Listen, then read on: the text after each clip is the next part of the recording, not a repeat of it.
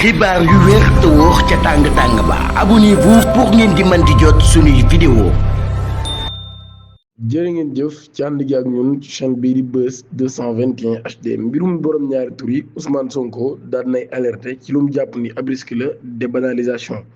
Premier ministre Ousmane Sonko daan nay amal ab mise en garde contre médiatisation bi nga xam ni ñenn ñi ngi koy amal ci fee yi am ci société bi mu nekk lu sensible lool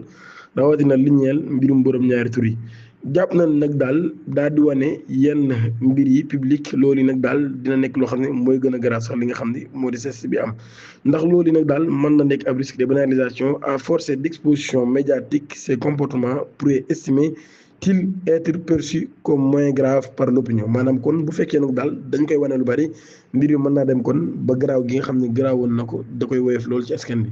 Ousmane Sonko di exprimé en marge de la cérémonie de clôture des assises nationales des Daara ce lundi 30 mars 2026 que déclaration yooyu rek daal muy def mu daal koy am ci ay nombreuses personnalités publiques sont citées dans les affaires homosexualité divulguées par les médias maanaam kon ci mbir moomee nag daal mi ngi am kon ci jamono boo xamee ni ay nit yu bëree bëri ñu ngi leen di tudd maanaam di leen wax kon ci mbirum li nga xam ni moo di borom ñaari tur yi.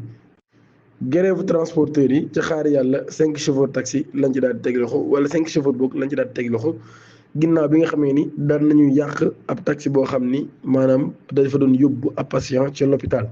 5 chauffeurs daan nañu teg loxo alterné 30 mars 2026 bi 13h jotee par le commissariat d'arrondissement de Grand Yoff ci garage bu Diaobé de xaar yàlla ngir destruction des biens mise en danger de la vie d'autrui rassemblement illicite et entrave à la liberté de travail selon des sources de Seneweb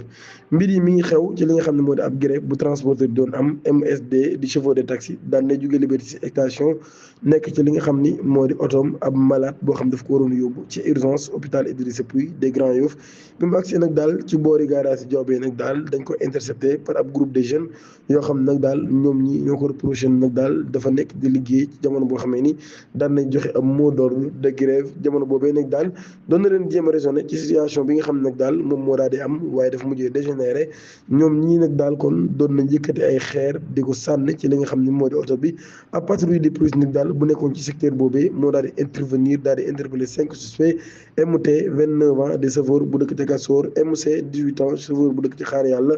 OC 22 ans chauffeur bu dëkk ci Xaar Yàlla aussi SC 18 ans chauffeur bu dëkk ci Xaar Yàlla LC 37 ans chauffeur bu dëkk ci Xaar Yàlla ñu daal leen placé en garde à vue ñoom mise en cause nag daal dinañ tontu kon ci acte yi nga xam ne def nañ ko ci kanam procureur Ibrahima Ndoye enquête bi ñu ngi koy topp bu baax a baax di ñaan ngeen abonné activé cloche notification bi te aimé vidéo bi jërë